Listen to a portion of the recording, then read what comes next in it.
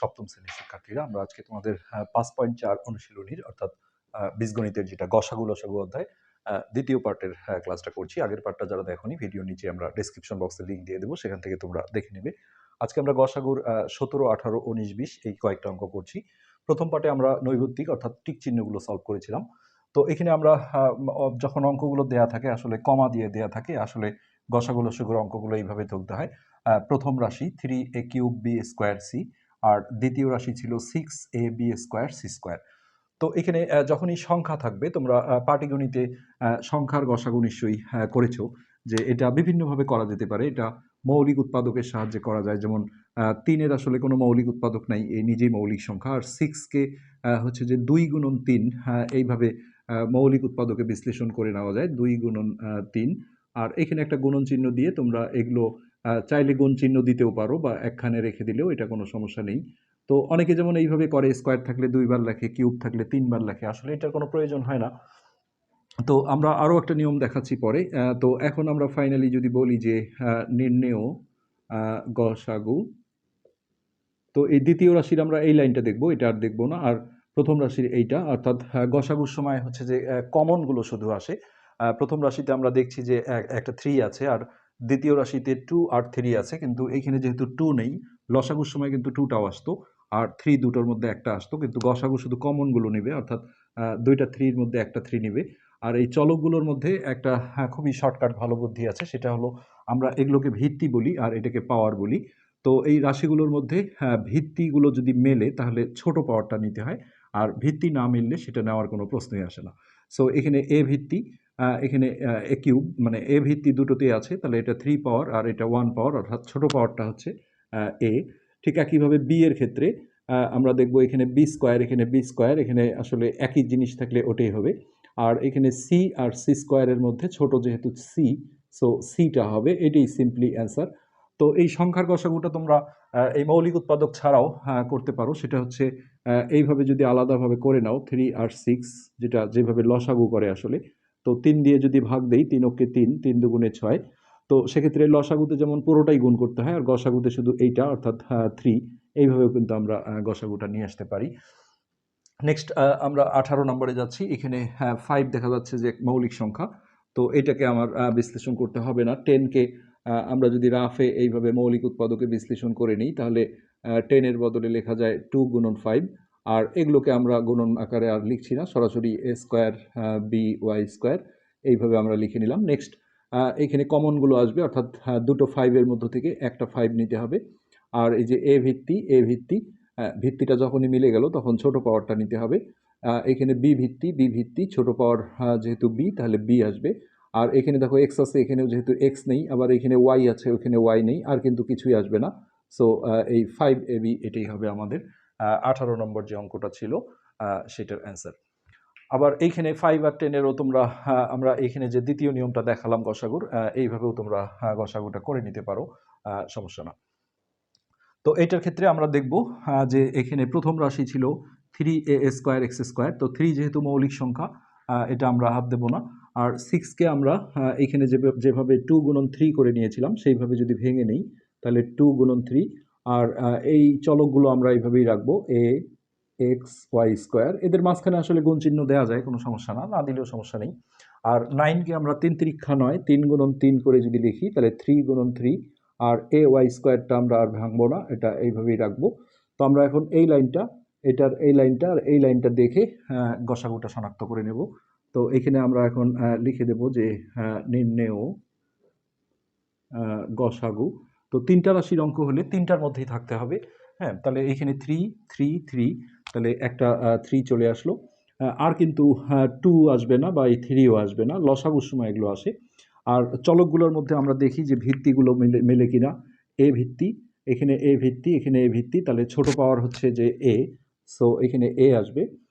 X ভিত্তি, আর এখানে যেহেতু এক্স নেই তাহলে আসবে না, 3টার মধ্যেই থাকতে হবে। ওয়াই এর ক্ষেত্রে এই দুটোতে ওয়াই আছে, কিন্তু এখানে যেহেতু নাই তাহলে আর কিছু আসবে না, এটাই হবে আমাদের 19 নম্বরের অ্যান্সার। তো এখানে আমরা যদি এই নিয়মে আসলে 3 6 9-এর গসাগুটা করে নেই, তাহলে এটা আমরা একটু দেখাই। তো গসাগুর ক্ষেত্রে লসাগুর ক্ষেত্রে কমপক্ষে 2 জনকে ভাগ গেলে সেই ভাগটা দিতে হয়। আর গসাগু হলে এখানে যতগুলো সংখ্যা থাকবে এই প্রতিটাকে কিন্তু ভাগ না গেলে সেটা হচ্ছে যে সেই সংখ্যা দিয়ে দেওয়া যাবে না। এই হলো গসাগু আর লসাগুর কিন্তু ডিফারেন্সটা। তো এখানে আমরা দেখছি যে 369 যে আছে, হ্যাঁ, তো এই 369-এর মধ্যে আমরা হচ্ছে যে আমরা যদি 3 দিয়ে দিই তাহলে তিনজনকেই কিন্তু 3 দিয়ে ভাগ যায়।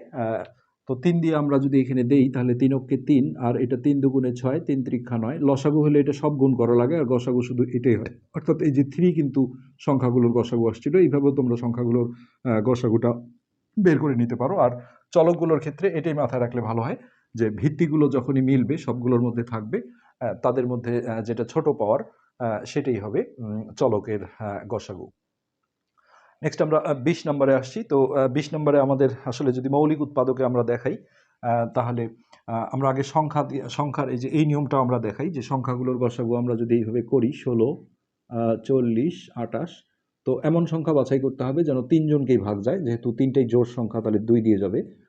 8 দুগুণে 16, 2 দিয়ে 20 দুগুণে 40, আর 2 দিয়ে 28কে ভাগ দিলে 14 দুগুণে 28। তো আবারও দেখো জোড় সংখ্যা আছে, আবারও 2 দিয়ে যাবে। 4 দুগুণে 8, হ্যাঁ এটা হবে 2 দিয়ে 10 দুগুণে 20, আর 2 দিয়ে 7 দুগুণে 14। তো এখন যদি আমরা 2 দিয়ে দিই এই দুইজনকে যাবে, কিন্তু একে যাবে না। লসাগু হলে দিতে হতো, কিন্তু গসাগু হলে কিন্তু এখানে তিনজনকেই না ভাগ না গেলে সেটা দিয়ে দেওয়া যাবে না। সো এতক্ষণ যেমন আমাদের গসাগু শুধু এটাই আসছিল, আর এখন কিন্তু এই দুটা গুণ করতে হবে জাস্ট। মানে যে সংখ্যা দিয়ে তুমি তিনটাকেই বা সবগুলো সংখ্যাকেই ভাগ করতে পেরেছো তাদের গুণফলটাই হয় গসাগু। সো এখানে আমরা আগে লিখব হচ্ছে সংখ্যাগুলোর